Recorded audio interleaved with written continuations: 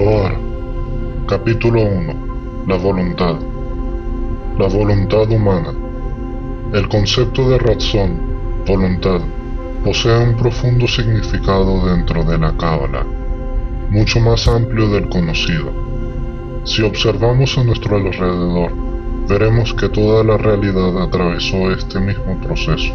Cuando un hombre construye una casa, una fábrica, pavimenta una calle o efectúa tareas simples como escribir una carta o preparar una cena, existe todo ello un cierto orden, un pasaje gradual y constante de dichos pasos. Número 1. La voluntad de obrar.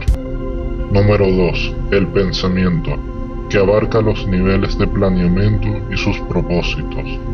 Y número 3. La realización de la idea, es decir, su implementación. Voluntad y capacidad. En todos los casos, la voluntad implica lograr un objetivo determinado, y es precisamente dicho objetivo el que a su vez limita la voluntad. Tomemos el caso de un ingeniero que quiso construir un puente estrecho, y así lo construyó de acuerdo a este fin, aunque estuviera capacitado para hacer un puente mucho mayor. En resumen, A. De acuerdo con su acción podemos conocer la voluntad del individuo. B. A través de sus actos no podemos reconocer la magnitud de su potencial y su capacidad.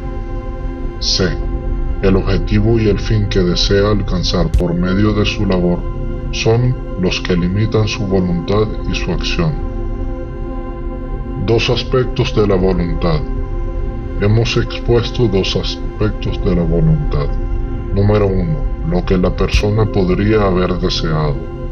Número 2. Lo que la persona en realidad quiso hacer. El primer aspecto es el máximo al que puede llegar la persona, es decir, el máximo de su capacidad. El segundo es su capacidad limitada, es decir, que lo que realizó en la práctica no es del todo lo que podría haber hecho en potencia, de acuerdo a su capacidad. 3. La creación del mundo. Revelación de la voluntad divina. Hasta aquí nos referimos a la voluntad del hombre y a su creatividad. Pasemos a considerar la voluntad y creatividad divinas.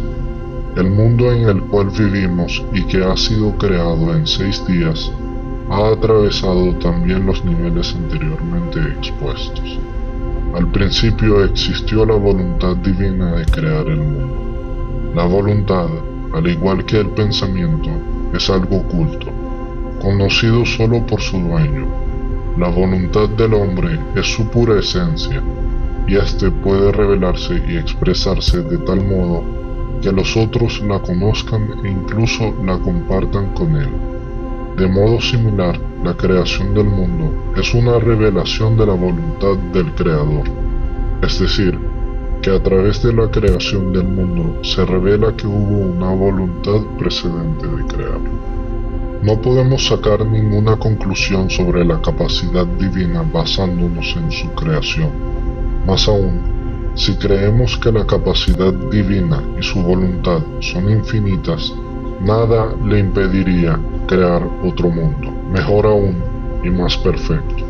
Pero si a pesar de todo, Él creó el mundo tal como es, se debe a que limitó su voluntad en función de su objetivo. Vemos así que Dios limitó su voluntad y conformó el mundo, no de acuerdo a sus facultades, sino que se impuso una autolimitación con el objetivo de crear el mundo acorde a su propósito. La voluntad simple, Ein Sof, y la voluntad limitada. Tenemos aquí dos aspectos de la voluntad divina. A. La voluntad divina ilimitada. Y B. La voluntad divina limitada.